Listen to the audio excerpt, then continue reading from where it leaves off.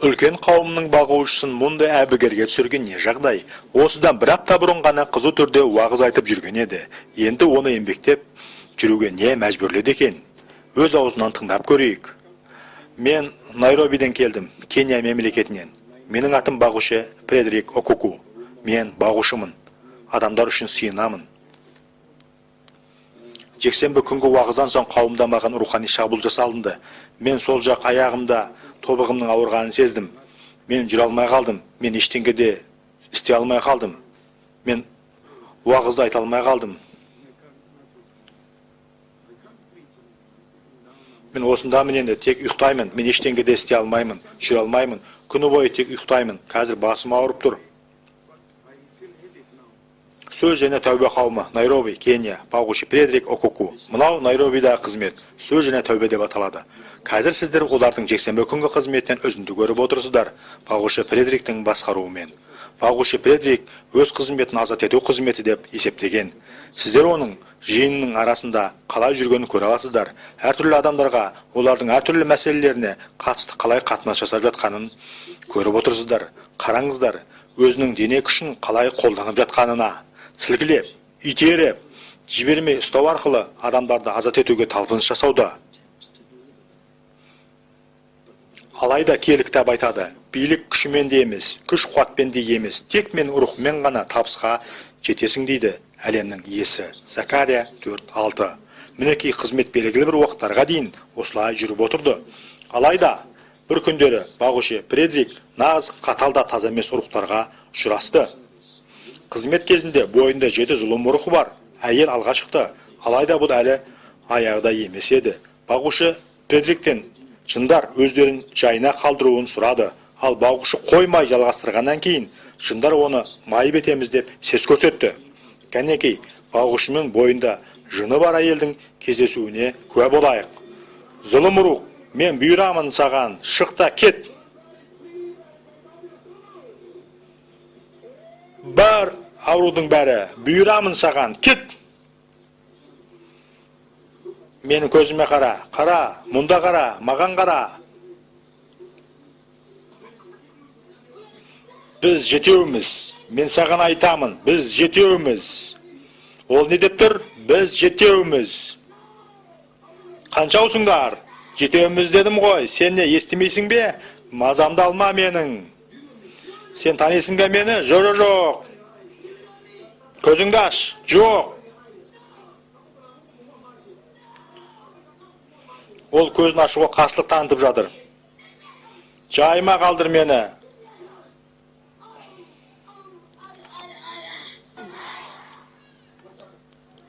Олар оның бойынан шығып кетіп жатыр. Біз өлтіреміз сені. Біз өлтіреміз сені деп жатыр жындар. Жиынның өткеннен кейінгі сол түні оған зұлым рухтар шабуылдады. Келесі күні таңертең ол жүре алмай қалды. Алғаш рет бағушы Фредерик қауіпті миссияны орындағанын түсінді. Ол бірден дұға үшін Нигерия, Логостағы барлық ұлттың қауымы синагогаға баруға шешім қабылдады. Жексенбі күні бағушы Фредерик дұға еткізу үшін Тиби Жошуаға келді.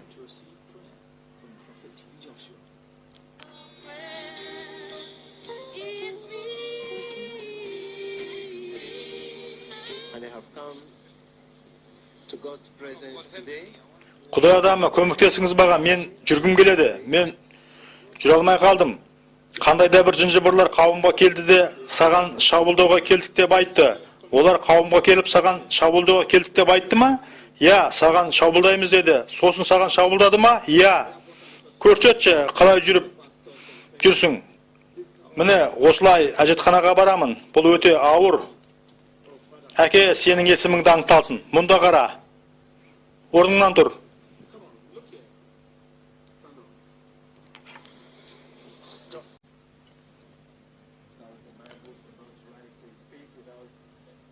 Жай ғана жүріп көр.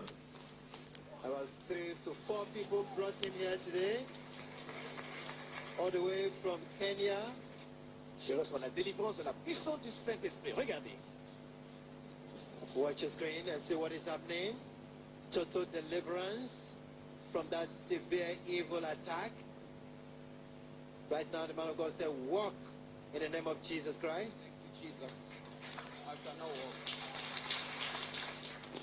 Рахмет Иса, мен жүре аламын. Рахмет Иса, мен сауықтым. Құдай адамы мен қауымға тиесілі пернелі аспапты сатып жібердім осында келе алуым үшін. Адамдар да ақша жинап берді. Сен қауымға тиесілі пернелі аспапты саттың ба? Жолға билет сатып алу үшін? Я, өткелі біз шабуыл салдарынан қаржылай қатты зардап шектік. Мен адамдарға жәрдем беремін. Жоқ, олар сенімен айқасқан жоқ. Менің ойымша сендегі майлану күмәнді. Мен Құдай майлауына қарсы ешнәрсе айтқым келмейді. Сен адамдарға көмектескенме бола, осындай жағдай болып жатыр деп маған айтып жеткізуге тырысып жатсың. Сол себепті де олар саған шабуылдайды, сол себепті де өзіңдегі қаржы саласына, өз денсаулығыңа шабуыл жасалынды дейсің. Кімсің сен өзі? Менше адамдарға көмек бермеймін бе сонда? Сенің неге шақырылғаның күмәнді? Біз отырып Құдайдан, Тәңіріміз Исадан мейірім мен рахымдылығын сұрауымыз керек. Я, сенде Құдайдың ісіне деген құлшыныс бар. Мен мұның сендегі қалау екенін білемін. Біз бірге дұға етеміз, жақсы ма? Дәл қазір айтып тұрғаның бұл Құдайға тіл тигізу. Кешіріңіз мені. Құдай сені кешіреді. Адамдарға көмектескенме бола маған шабуыл жасалынды деп енді ешқашанда айтпа. Сонда Иса қайда болды? Бұл сенің күшің бе еді? Олар саған шабуылдағанда Исаға да шабуылдайды. Егерде олар сені ұрса, олар Исаны да ұрады. Егерде сен расында да Исадан болсаң.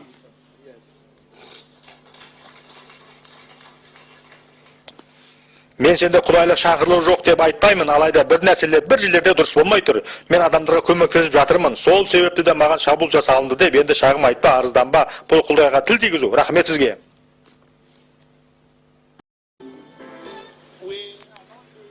Біз бұны сабақ ретінде алып қарайық. Бұл мен үшін де сабақ болсын, бұл сіз үшін де сабақ болсын. Елшілер істеріндегі Секауаның 7 ұлының Иса есімін қолдануы, бұл оларды шабыттандырды.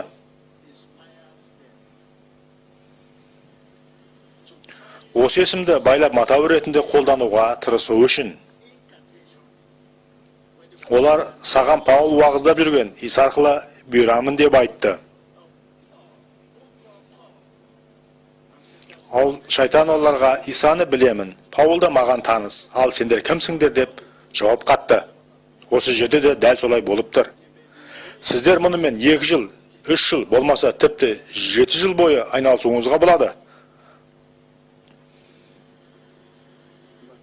Алайда қайтарыма келгенде бұл күшті болғаны соншалықты адамдар келіп сұрауы да мүмкін. Сіз мұны Исаның атымен жасап жүрсіз ғой. Неге бұл бұлай болып жатыр деп.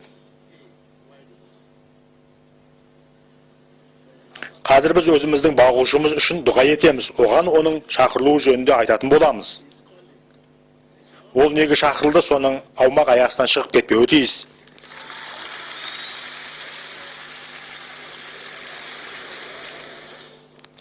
Ізгі хабарды уағызда, тамаша мадақ әндерді сал, Құдайдың өзіңе берген. Дұға уақыт келгенде, дұға етте оларды, жындарды, олардың сеніммен жайына қалдыр. Ешкімді де шақырма, жалғыздан жалғыз дұғада да болма. Бұл қауіпті, егерде сенде болған сай, шақырту болмаса. Азат ету уақытында дұға етіп, Құдайдың күш құдіретін шақыр, зұлым рухтарды айыра алу үшін. Бұл іске асады. Олардың арасына барма. Бұл басқа майлаулы қызмет.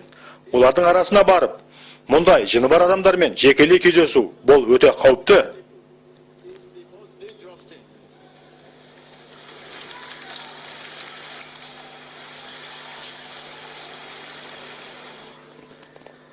Сенде оларды арандататын қызметке майлау болса, сен бар оларды арандатуыңа болады. Іс-әрекет Құдайдан келер жауапкершілікке қатысты болғанда, сіз көбірек сенімді болған сайын, сіздің жауапкершілігіңіз де соншалықты көбірек болады. Егерде сіздің сеніміңіз төмендеп кеміп кетсе, сіздің жауапкершілігіңіз де ол да төмендеп кеміп кетеді. Міне менің керек ететінім, бағушым менің. Ендігі сенің біліп жүруің үшін, жиын сен үшін дұға ететін болады, ал біз сенің қызметің үшін дұға етеміз. Сенің қызметің орнында қалу керек. Сенің қызметіңмен ешнәрседе болмайды. Өзіңмен болған жағдай сенің қалауыңды күшейтеді. Бұл сенің қызметіңді бұзбауы тиіс.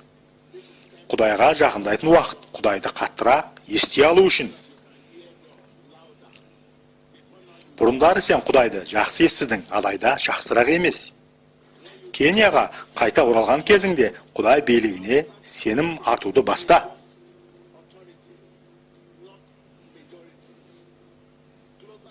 Құдайға жақында сыйыну тауына көтеріл. Дұғаға беріл, көбірек арнал, көбірек сенім арт. Қауымнан дұғашыл майталмандарды тап.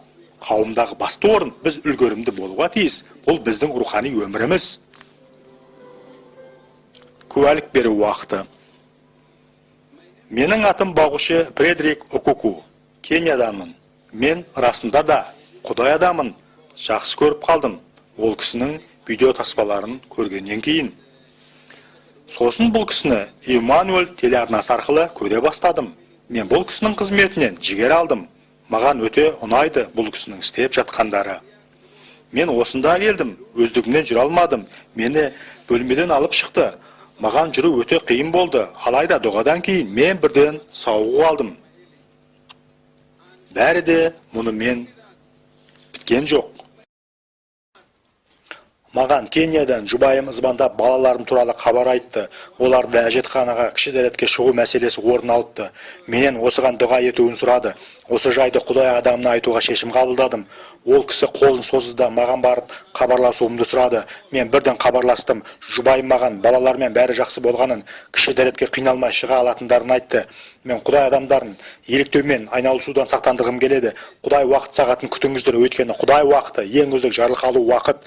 Кез келген Құдай адамдарына көшірме жасап, еліктеуді доғарыңыздар. Егер де Құдай сізді шақырған болса, жай ғана ол сізді неге шақырды, соны атқарыңыз. Құдай қалдырмайды, ол соңына дейін күреседі. Қанекей, осы біздің ізгі хабаршымыз үшін дұға етейік. Біз дұға етер алдын, әрбіріміз осы сабақты ұғынып алайық.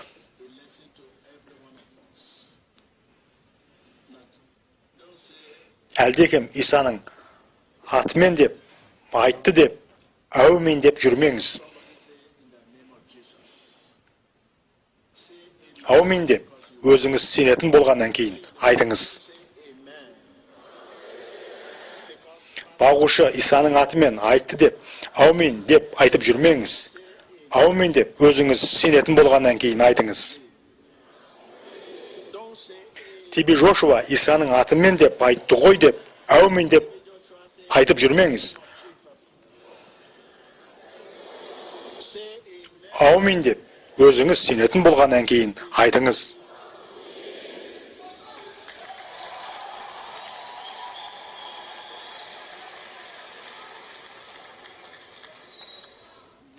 Құдай өзінен шыққан терең дүниелерді Исаның атымен жеткізу үшін сізді қолданатын болады. Қолыңызды созып, қауым үшін дұға етіңіздер, әрі ізгі хабаршы үшін де.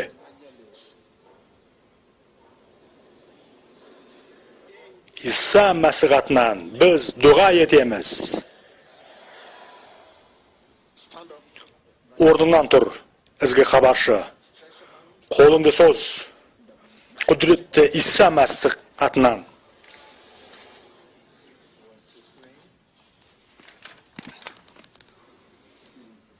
Мінекей, Тебе Жошуа бұл бауырдың неге шақыру алғанын айтамыз деп еді. Ашылды. Жошуа ізгі хабаршы деп қызметін атап көрсетті. Яғни бұл бауыр бағушы емес, ізгі хабаршы болғаны. Spiritual fortification. Thank you, Lord.